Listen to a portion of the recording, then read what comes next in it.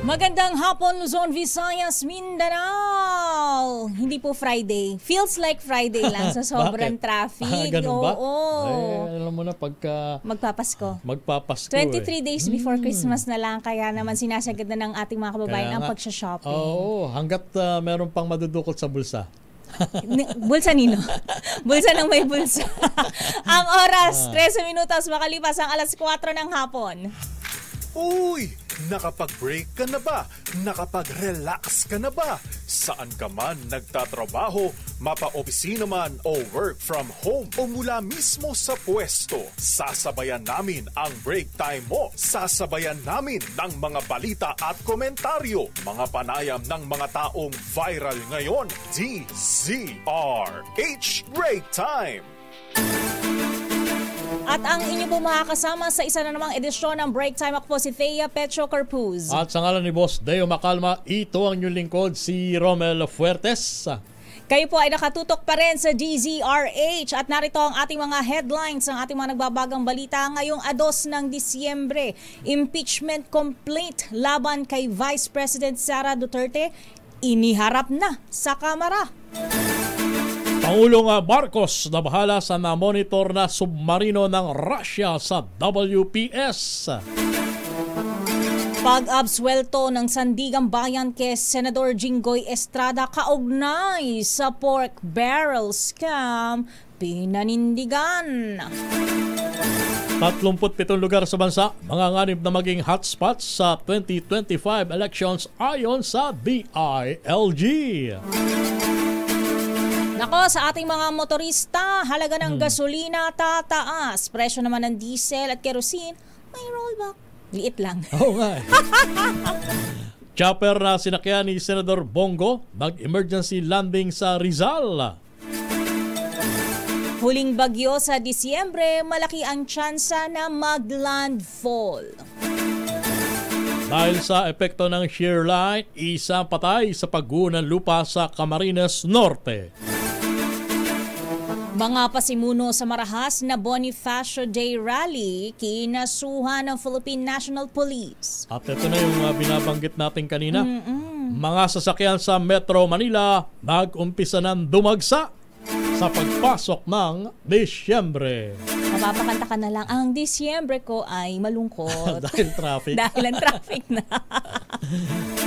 At narito na ang detalye ng ating mga balita. Ipinagharap na ng impeachment complaint si Vice President Sara Duterte sa Kongreso. Ang reklamo ay mula sa advocacy groups na binubuo ng civil society organizations, religious groups, sectoral representatives at mga pamilya ng mga biktima ng extrajudicial killings sa bansa. Ang impeachment complaint ay inendorso ni Akbayan Representative Percy Sendana at isinumite sa Secretary General's Office ng Mababang Kapulungan ng Kongreso. Ayon kay Sendana, panahon na upang papanagutin ang pangalawang Pangulo sa salang pag-abuso sa kapangyarihan at plunder. Noong nakalipas na linggo ay nakiusap si Pangulong BBM na isantabi ang planong pag-impeach kay Vice President Sara dahil ito ay pagsasayang lamang ng oras. Naniniwala naman si Senador Amy Marcos na talagang tuloy ang paghain ng impeachment case laban kay Vice President Sara Duterte sa Kamara. Ayon sa mambabatas, malinaw na itutuloy ito ng Kamara dahil bahagi ito ng kanilang tungkulin at responsibilidad. Kaya't ito ay kanyang binabantayan. Bukod rito, naniniwala si Senator Amy na mabilis lang itong makakalusot dahil ito naman umano ang naisin ng liderato ng Kamara. Magiging Luzon versus Visayas at Mindanao ang mangyayari dahil magkakahanapan na mga kakampi ang iba't ibang grupo sa Kamara. Samantala, gahol na umano sa panahon ng Kamara para aksyonan ang anumang impeachment complaint laban kay Vice President Sara Duterte. Ayon kay House Secretary General Reginald Velasco, mahigit 2 linggo na lamang ang sesyon ng Kongreso bago mag-Christmas break. Nilinaw naman ni Velasco na tungkulin nilang tanggapin ang anumang impeachment complaint pero dapat anyang may 10 session days ang Kamara para ito ay aksyonan. Sakaling tanggapin, i-refer ito ng House Committee on Rules. Sa House Committee on Justice na pinamumunuan ni Negros Occidental Representative Juliet Ferrer. Kaugnay nito, maaaring sa pagtatapos ng Christmas break o pagbabalik na ng sesyon sa January 2025 matalakay ang anumang impeachment complaint. Yun nga malaking katanungan at malaking faktor eh. Bakit? Kung kakayanin ba ng mga mambabatas na Dami na nilang ipursige hearing. ang impeachment raps laban dito kay Vice President Sara Duterte. Ay, lalo na ngayon, mag-holiday break. Correct. O pagbalik nila ng sesyon by January, ay syempre ang atupagi naman yung kanilang pagkandidato sa 2025.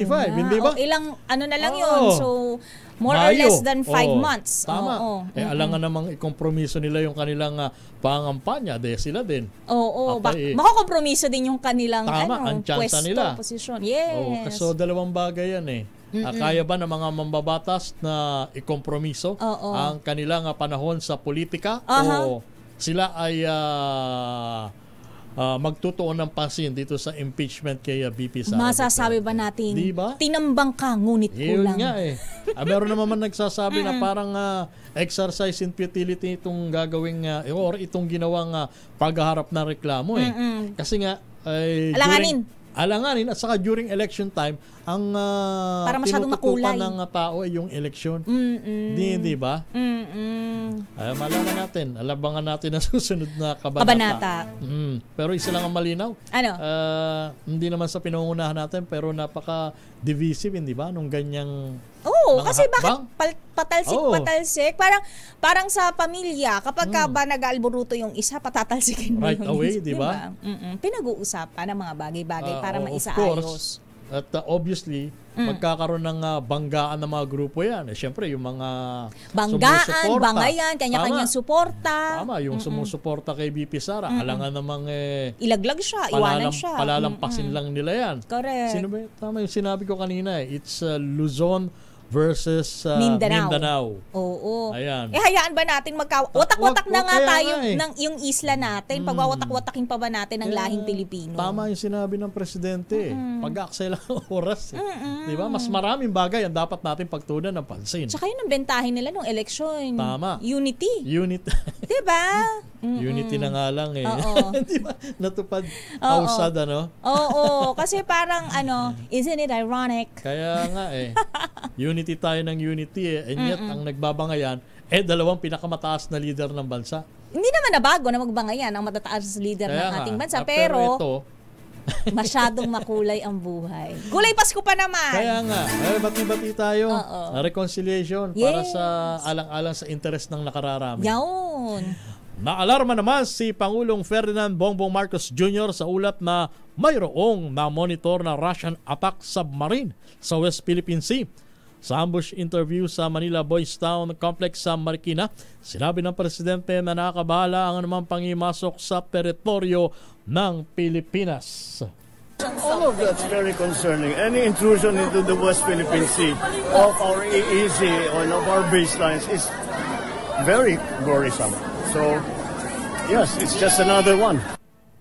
At batay nga sa naunang impormasyon, galing ang submarino sa bansang Malaysia. Samantala, kinumpirma ng Sandatahang Lakas ng Pilipinas na may naispatan nga itong Russian submarine sa teritoryo ng bansa noong nakaraang linggo. Ayon kay Rear Admiral Roy Vincent Trinidad, tagapagsalita ng hukbong dagat sa West Philippine Sea, nakita ang attack vessel UFA 490 noong Nobyembre 28. Nasa layo itong 18 nautical miles kanluran ng Occidental Mindoro nang matanggap ng Philippine Navy ang ulat. Agad na ipinadala ng Pilipinas ang warship nitong BRP Jose Rizal para escortan palabas ng teritoryo ang Russian submarine na napadaan lang umano dahil sa sama ng panahon. Dahilan ng mga tauhan ng naturang sasakyang pandagat, pabalik sila sa Vladivostok nang makontak ng mga Pinoy sa pamamagitan ng radio communication. Nauna nang sinabi ni Pangulong Bongbong Marcos na kasado nitong tanggapin sa militar ang ulat ng nabanggit na presensya ng Russian vessel. Samantala, pinanindigan ng Sandigan Bayan ng pag-absuelto kay Senador Jingo Estrada sa kasong bribery at indirect bribery. Ginawa ng 5th Special Division ng Anti-Graft Court ang desisyon matapos ibasura ang motion for reconsideration ng taga-usig. Ayon sa resolusyon, wala ng merito para ikonsidera ang apela at tribyuhin o bawiin ang kaparehong hatol noong August 22, 2024 pabor kay Estrada. Ang kasong bribery at indirect bribery ay nagugat sa 183 million pesos na kickback sumano mula sa mga peking proyekto na inorganisa ni Janet Lim Napoles, ang tinaguriang utak ng pork barrel scam. Ipinaliwanag ng Sandigang Bayan na dahil wala nang saysay para buksan ang kaso, magiging double jeopardy para kay Estrada kung babawiin ang ruling noong Agosto. Samantala, mahigpit na minomonitor ng DILG ang 37 lugar na maaaring maging hotspot sa 2025 election. Sinabi ni DILG Secretary John Vic Remulla na 28 sa mga potential hotspots ang matatagpuan sa Bangsamoro Autonomous Region in Muslim Mindanao. Ayon sa kalihim, ang iba pang kritikal na lugar ay nasa ika-3 at ika-4 na distrito ng Leyte, gayon din sa Central Luzon. Noong September ay inatasan ni PNP Chief General Romel Marbil ang mga regional commander na tukuyin ang mga areas of concern sa darating na halalan sa taong 2025. At abiso para sa mga motorista.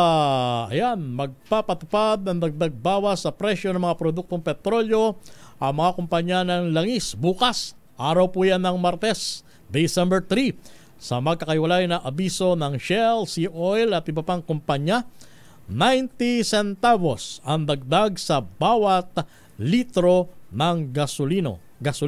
Halos piso bawat litro. Samantalang may tapyas presyo naman na ang baba naman, 20 centimos. Ano yun? Alam mo yun, nag-increase ng 2, nagbawi ng 90 centimos, nag-increase ng piso, nagbawi ng 20 centimos. Grabe naman. Grabe. So 20 centimos ang tinatayang magiging rollback sa bawat litro ng diesel. At 40 centimos naman sa bawat litro ng kerosene. Tiniyak naman ng DOLE na tuloy-tuloy ang ginagawa nilang pagbibigay ng trabaho sa mga manggagawa na naapektuhan ng pagsasara ng mga Philippine Offshore Gaming Operations sa bansa o POGO. Ayon kay DOLE Secretary Bienvenido Laguesma, hindi sila tumitigil sa pagsasagawa ng mga jobs fair para tulungan ang mga naapektuhan ng crackdown ng mga POGO hubs sa bansa. Mula Enero hanggang Nobyembre 2024 ay mayroong 2 milyong vacant jobs sa portal ng DOLE sa pakikipag-ugnayan nila sa mga private companies. Sa tala ng kagawaran, mayroong mahigit 30,000 na mga manggagawa ang naapektuhan ng pagpapasara sa mga POGO hub matapos nitong ipag-utos ni Pangulong Bongbong Marcos Jr. Sa kaugnay na balita, inaasahan na aabot ng hanggang sa 20,000 POGO workers ang aalis sa bansa sa mga susunod na linggo. Pinaalala ni Immigration Commissioner Joel Anthony Viado na hanggang sa December 31 na lamang pwedeng umalis ang mga tinutukoy na POGO worker. Ang mga naturang manggagawa ay i-report at iba-blacklist kung hindi makakaalis bago sumapit ang nabanggit na petsa or deadline.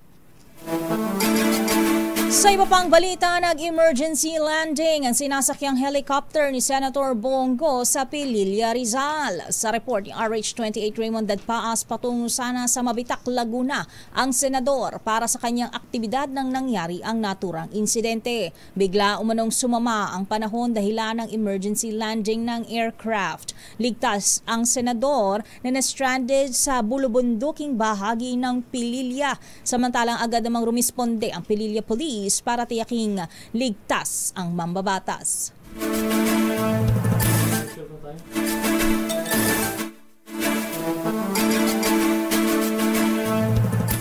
Pilipinas, ang oras 27 minutos makalipas ang alas 4 ng hapon.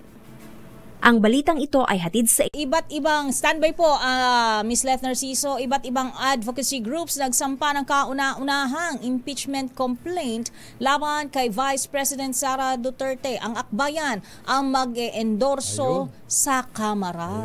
Naku, Sige. Alamin natin ang follow-up report. Oo, kung gaano kalamig ang panahon, siyang init Sa sa Kongreso. Ida-tayo Ayan. mo ang balita RH12, Milky Rigonan. Manang Milky. Hindi namin napapansin dito, Thea at Romel, Oh. ang lamig ng amihan, Oo. mainit. Nga eh. Talaga. Napapajogging kami. Ang dami namin tinatakbo ang mga lugar dito. Anyway, naisumite na ngayong hapon sa Kamara ang kauna-unahang impeachment complaint laban kay Vice President Sara Duterte at ang mag-i-endorso sa Kamara ay si Akbayan Party List Representative Percy Sendanya. Ang mga complainant ay sina Teresita Deles, Father Flaviano Villanueva, Father Robert Reyes, Randy De Los Santos, dating Magdalo Representative Gary Alejano at iba pa. Sila ay sinamahan bilang suporta ni NL Party List first nominee na si dating Senator Leila de Lima na tumatayong spokesman ng mga complainant. Ang impeachment complaint ay endorso sa Kamara ni Sendanya kasabay ang pahayag na ito ay laban para sa katotohanan, katarungan at accountability. Sa panig naman ni De Lima, layunin daw ng impeachment complaint ang umunoy pang-abuso sa kapangyarihan ni VP Sara at hindi lamang ang ito legal battle, kundi moral crusade para mapanatili ang dignity and decency to public service.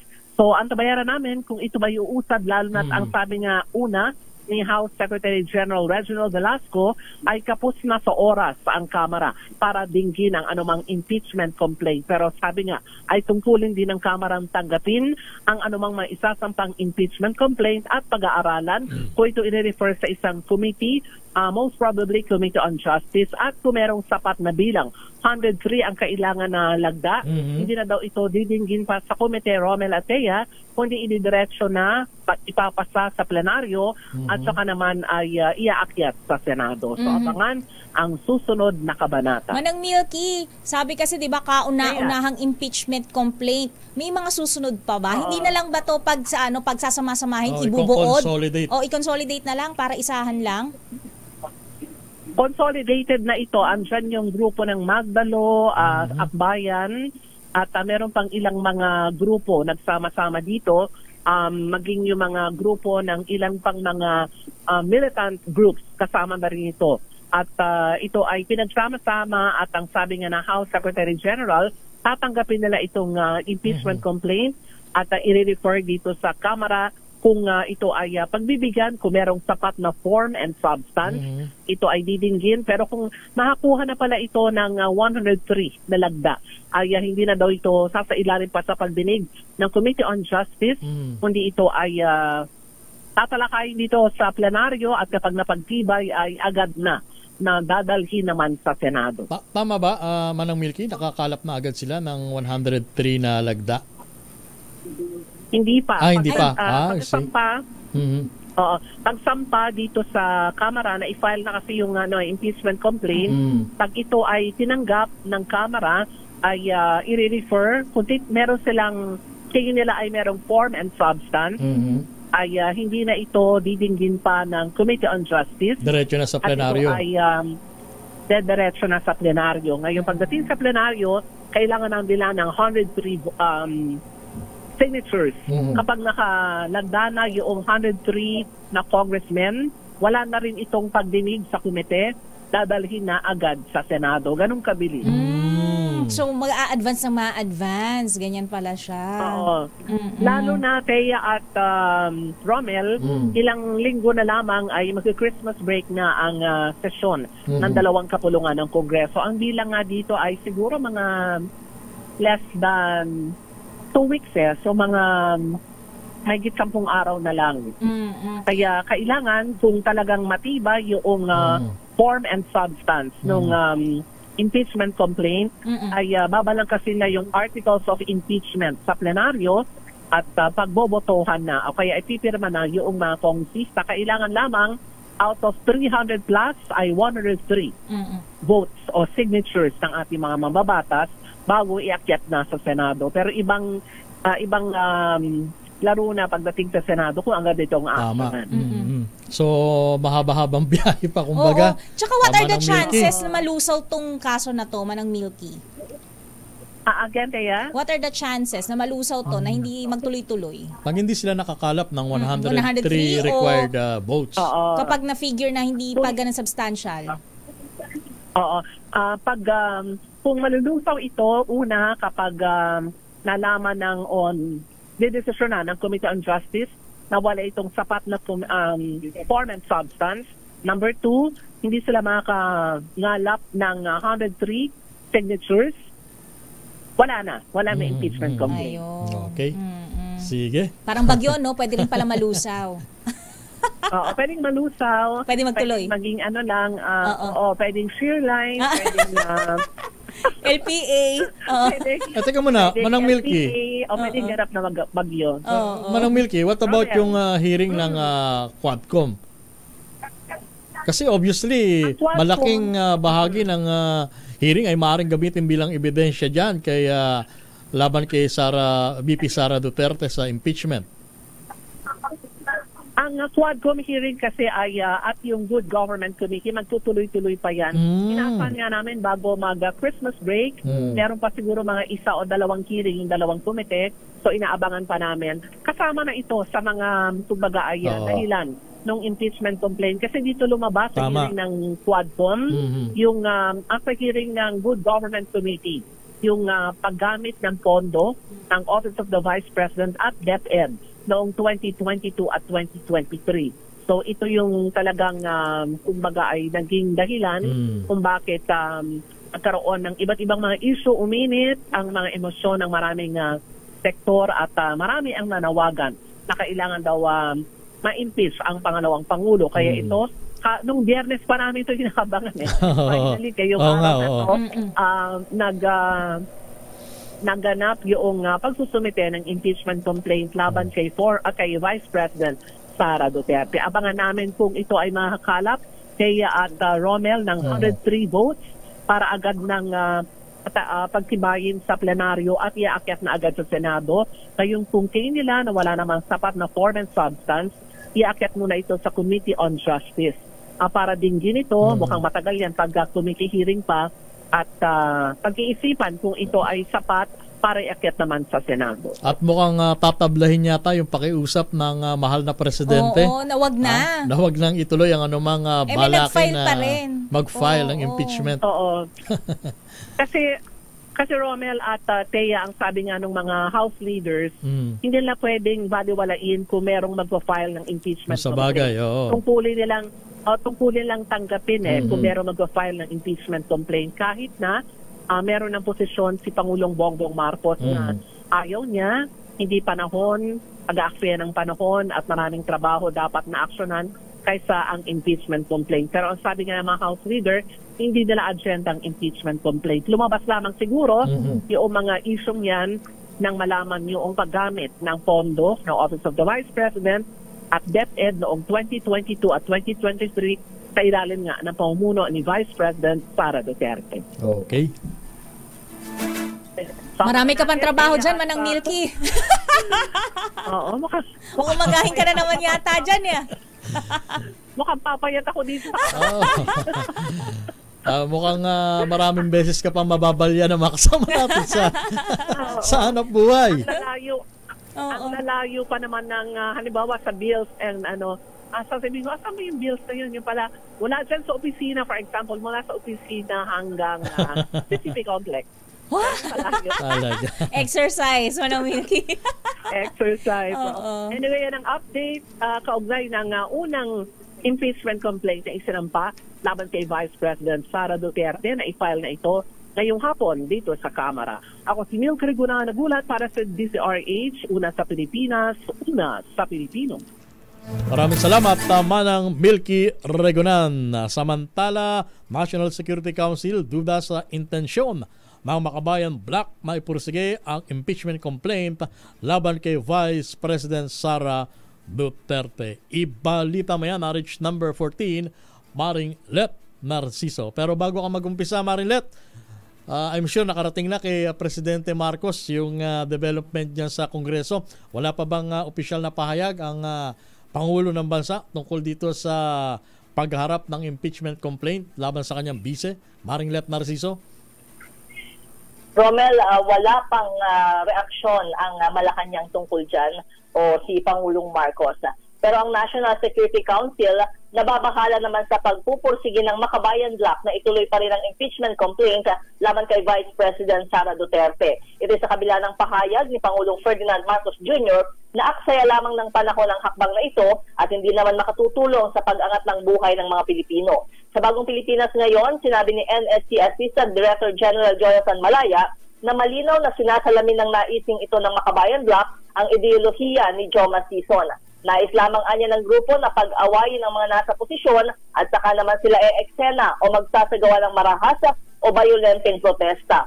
Ayon kay Malaya, oras na maipakita ng grupo sa publiko ang impresyon na mayroon ng instability sa bansa, saka papasok ang mga ito para mawala ang tiwala ng mga Pilipino sa pamahalaan. Narito si ADG Malaya. Gusto ng Makabayan Bloc ipag-awayin yung mga naghaharing uri, yung tawag nila, no, the political class, kasi class warfare nga, and then magsasagawa sila ng mga rally at demonstrasyon na violente, gaya nung nangyari nung Bonifacio Day na may mga pulis na nasaktan, no? And pag na-create nila itong impression of instability, din sila papasok para mawala ang tiwala ng baong bayan sa pamahalaan. Kaya concerned ang National Security Council, we condemn this kind of statement coming from Makabayan dahil this goes against the spirit of what the President said. Si Assistant Director General Jonathan Malaya ng National Security Council. Ito si Let Narciso para sa DZRH. Una sa Pilipinas, una sa Pilipino. Maraming salamat, Miss Lef. Saka parang wala sa timing. At sa akin lang, opinion ko. Oo. Magpapasko di ba? Oo, ang negative naman ng year-end natin. Hindi maganda sa pagpasok ng panahon ng Kapaskuhan, di ba?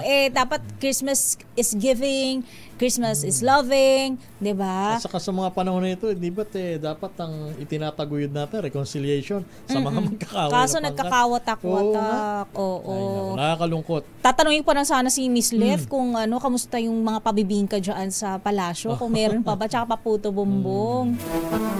Samantala, sighting ng Russian submarine sa West Philippine Sea, ikinabahala ni na Senator Jingoy Estrada at Senator Joel Villanueva. Idatali mo ang balita, RH28, Raymond Dadpaas. Raymond. Mr. Inabahala ni na Senate Pro Tempore Jingoy Estrada at Senador Joel Villanueva ang pagpasok sa West Philippine Sea ng Russian attack submarine. Ayon kay Estrada, may kasalukuyan na tayong problema sa maritime domain kaya't nakadadagdag pang ganitong pagpasok ng mga dayuhang military assets. Nabahala ang senador at baka pagmulan pa ito ng hindi pagkakaintindihan sa rehiyon na mataas na ang tensyon. Hinimok nito ang Department of National Defense, Armed Forces of the Philippines ng Department of Foreign Affairs upang gumawa ng kaukulang hakbang upang magkaroon ng linaw kung ano ang intensyon na nangyaring pagpasok ng Russian submarine sa ating teritoryo. Para naman kay Villanueva, ang pagsasapatas ng Archipelagic Sea Lanes Act at Maritime Zones Act ay magagamit natin upang protektahan ng ating soberanya. Nagbigay-pugay ito sa Philippine Navy at Philippine Coast Guard na sila nagpoprotekta sa ating maritime territory. Sa report ng AFP ay November 28 nang namataan ng Russian submarine malapit sa Occidental Mindoro. Ito si RH28, Raymond Advance para sa DZRH, una sa Pilipinas, una sa Pilipino. At sa kaugnay na balita, AFP nagulat sa pagkakapadpad ng Russian submarine sa West Philippine Sea. Ibalita mo yan, RH number 52, Edniel Parosa. Edniel. Romel, aminado ang Armed Forces of the Philippines na nagulat ito ng maispatan sa West Philippine Sea ang Russian submarine na USA 490. Ayon kay Rear Admiral Roy Vincent Trinidad, tagapagsalita ng Philippine Navy sa WPS, ito ang unang beses na nakadetect ang bansa ng katulad na attack vessel mula sa Russia. Gayunpaman, inabsuelto ni Trinidad ang pagdaan ito sa West o sa Exclusive Economic Zone ng Pilipinas dahil sa umano'y freedom of navigation. Nang radyuhan kasi ng mga Pinoy sa layong 80 nautical miles kanluran ng Occidental Mindoro, nabatid na nagpapahupa lamang daw ng sama ng panahon ng submarine na galing sa isang aktibidad sa Malaysia.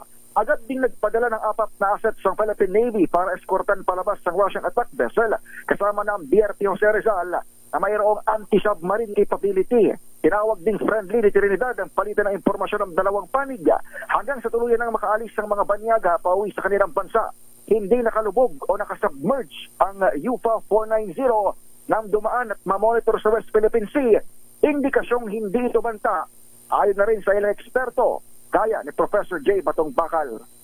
Ito si Edniel Parrosa, nag-uulat para sa DZRH. Una sa Pilipinas, una sa Pilipino. Maraming salamat, Edniel Parrosa. Itutuloy pa natin ang pagbibigay ng detalye ng ating mga nababagang balita. Makalipas lamang ilang paalala, Pilipinas, ang oras alas 4:46.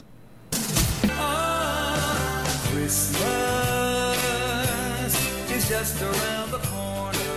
Ayun. It's just around the corner, pero nagagalit pa rin sila sa isa't isa. 23 days to go before Christmas. Makakapaghanda ka pa ng Ang size ko po ay para-paraan sa pamamasko. Ako naman, Apo. tinatanong mo yung size ng sapatos, di ba? Sapatos? Oo. Oo. Ako naman, Ingat ka sa pagsasalita ng size ng sapatos. Isasagot ko sa'yo is, the feeling is mutual. LRA at SSS nangunguna sa top 10 most complained government agency ngayong 2024 ayon sa ARTA. Parang hindi naman na nakakapagtaka. Marami tayong mga nare-receive din na ganyan na nagpapatulong sa atin, hindi ba? Idetalye mo ang balita, RH Val Gonzalez. Anong reaksyon nila, Val? Ito yung mga kababayan natin na dumudulog doon sa iba't ibang ahensya, pero bigong aksyonan ng mga concerned government agency. Kaya naman, itong Land Registration Authority o LRA at Social Security System o SSS, ang dalawa sa 10 mga ahensya ng pamahalaan na inire-reklamo ng publiko. Itong laman ng year-end report ng Anti-Red Tape Authority o ARTA, batay sa mga natanggap bilang complaints mula sa taong bayan ngayong 2024. Ayon kay ARTA Secretary General Ernesto Perez, kabilang sa mga reklamo sa LRA ay ang usapin ng lupa na bigong aksyonan ng Registry of Deeds, isa sa sangay na saklaw ng LRA. Ganito rin ang reklamo sa pumangalawang tanggapan ng SSS na mabagal ang serbisyo, lalo na sa pagtugon sa benefit claims ng mga miyembro. Bukod sa LRA at SSS, kabilang din sa top 10 most complained government agencies, ang FDA o Food and Drugs Administration, ang BIR o Bureau of Internal Revenue, PSA o Philippine Statistics Authority, ang Department of Agrarian Reform, sinundan ng Department of Environment and Natural Resources, pang-8 ang Land Transportation Office, pang-9 ang Pag-ibig, at pang-10 ang Department of Foreign Affairs. Samantala, ipinagmalaki naman ni Secretary Perez ang 98.23% na resolution rate sa mga dinudulog na reklamo ng publiko sa ARTA. Batay sa record ng ARTA, sa 24,092 na bilang ng reklamo o complaints na natanggap mula noong Enero, 23,666 dito ang nabigyan ng resolusyon. Ako si Val Gonzalez, DZRH, una sa Pilipinas, una sa Pilipino. MBC Media Group, tayo to kasama sa Parade of Lights and the Street Dance Competition. Aba, ngayong, very competitive pa naman tayo. Ngayong Pasay Day Celebration. Ibalita mo yan, RH number 27, Mr. Noche. Kakas, Mr. Noche. Mr. Noche, Kakas. Kaya kasama sa Parade of Lights itong Miss Romel at Miss Taya, kasama sa Parade of Lights at Street Dance Competition ang MBC Media Group at maging itong sister company na Star City. Ito ay bahagi pa rin ng 161st Pasay Day Celebration. Maging atong iba't ibang businesses Romel at Miss Taya na commercial establishment at iba pa na nasa lungsod ng Pasay. Kabilang rin sa nakiisa ay Pasay City Bureau of Fire Protection, Land Bank at iba't ibang departamento ng Pasay City Hall. Ang tema ngayon ay tuloy-tuloy ang sigla pasayahin 2024. Nakasakay rin kanina, natanaw natin si Pasay City Mayor Amy Calixto Rubiano, maging itong si Congressman Tony Calixto ay nakasakay sa isang float ng ngayong Pasay Day celebration. At kanina, yung halos lahat ng mga estudyante ng City University of Pasay ay sumama rin sa parada ngayong 160th Pasay Day celebration. Medyo kanina nag-ambon-ambon pero sa ngayon ay tumigil na at hindi na tayo nakaranas ng pag-ambon sa mga oras na ito. Traffic ngayon, itong bahagi ng Arnaiz Avenue, kaya sa mga motorista, iwasan niyo muna itong Arnaiz Avenue dahil ang parada mula dito sa may tramo, sa may EDSA, papasok ng Arnaiz Avenue hanggang doon sa may area ng Pasay City Astrodome. Alright, 27, nagkikakas ni ZRA. Una sa Pilipinas, una sa Pilipino. Kaya pala, sabi nila, bakit kaya traffic sa area? Pista po kasi.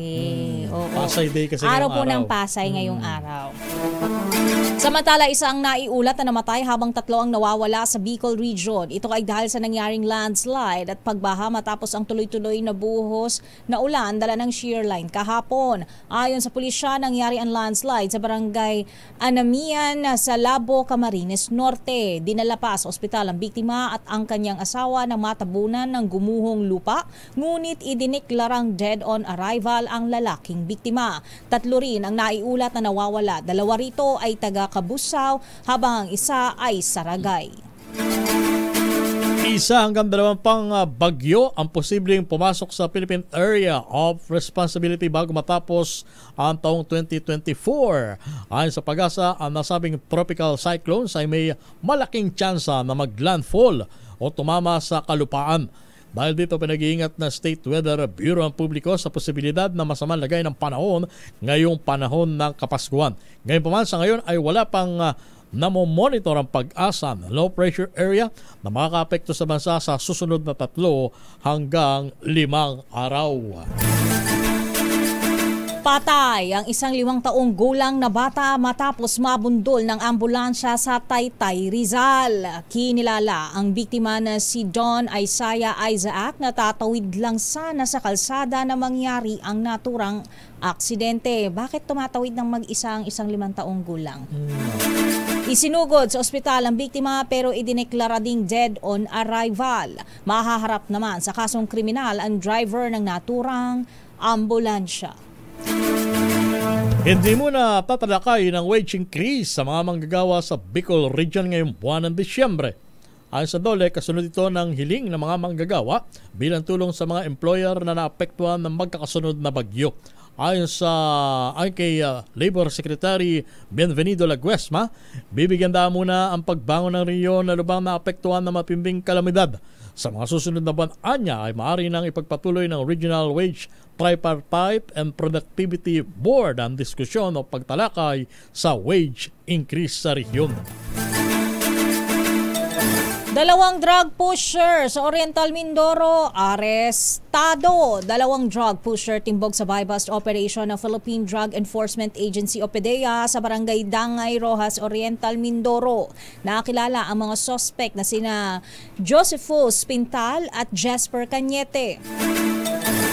2.2 kilo ng droga na may halagang 15.3 million pesos ang sinamsam ng PDEA. Dumaan lang ng Mindoro ang mga suspect para magtulak ng droga sa Visayas. Arestado ang isang miyembro ng Gun for Hire na umano'y sangkot sa pagpatay sa 2 online sellers sa Pampanga noong Oktubre. Ayon kay Police Regional Office 3 Director, Police Brigadier General Rederico Maranan, nahuli ang suspect na si Almario Miranda noong November 30 sa Barangay Mangga, bayan ng San Isidro, lalawigan ng Nueva Ecija. Si Miranda ang sinasabing middleman sa pagpatay sa mag-asawang Arvin at Lerma Lulu na prominenteng online seller. Nakuha sa suspect ang 9mm caliber pistol at may kasamang magazine na may 5 bala. Samantala, nakipag-ugnayan na ang MMDA sa Department of Transportation kaugnay ng adjustment sa operating hours ng mga pampublikong sasakyan ngayong buwan ng Disyembre. Kabilang na rito ang biyahe ng mga bus at tren gaya ng MRT at LRT na una ng sinabing balak i-extend para sa holidays. Kasunod ito ng ginawang pag-urong sa pagbubukas ng mga mall sa alas 11 ng umaga. Ayon naman kay DOTR Undersecretary for Road Transport and Infrastructure Andy Ortega, tinatayang aabot sa 250,000 sasakyan bawat araw ang maaaring dumaan sa EDSA bago mag-December 25. Kaya si Waze, lagi akong dinadivert sa ibang lugar. Siguro sabi niyo, huwag ka na dyan makapagsiksikan. Masikip na. Samantala, mag-aay naman ng patong-patong na reklamo ang PNP laban sa mga responsable sa marahas na rally sa Maynila noong Bonifacio Day. Ayon kay PNP spokesperson General Jean Fajardo, kasama sa kinasuhan ng isang maaresto maging ang at-large na pinuno ng kilusang Mayo 1. Kabilang din sa mga kinasuhan ng paglabag sa BP 880 o disobedience at direct assault ay ilang John Does. Umabot sa 8 taon ng PNP na sugatan sa insidente, kasama na ang isang dinala sa ospital dahil sa tinamong eye injury. Sa bahagi naman mga aktivista, sinabi ni Bagong Alyansa Makabayan Secretary General Raymond Palatino, mahigit 30 ang nasaktan mula sa kanilang hanay.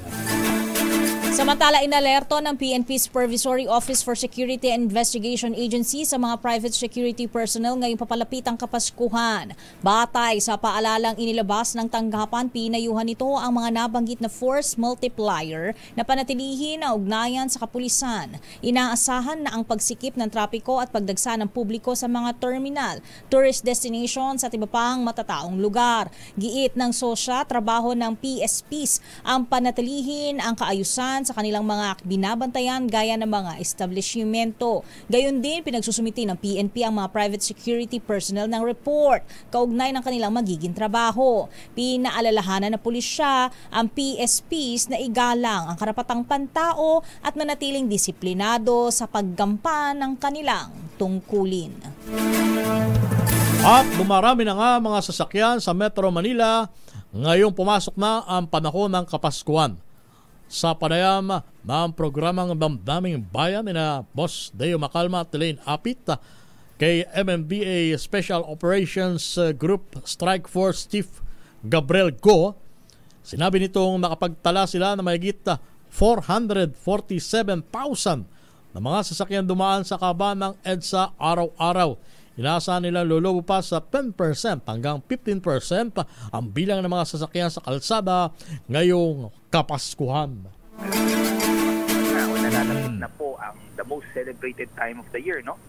So definitely ang volume ng mga sasakyan unti-unti na po dumadagdag. Tama po kayo, sabi niyo nga po, last week pa lang po, kahapon pa lang, it's a Sunday, meron na po tayong traffic congestion sa kahabaan po ng ating mga major thoroughfares. Sa ngayon, no, kasalukuyan ang the most updated count that we have is we are already counting 440,000+. Wow. 447,000 to be exact, no? Ang mga sasakyan na nagtra-traverse sa kahabaan ng EDSA alone. And definitely, we're expecting more or less around 10 to 15 more of increase in the next few days.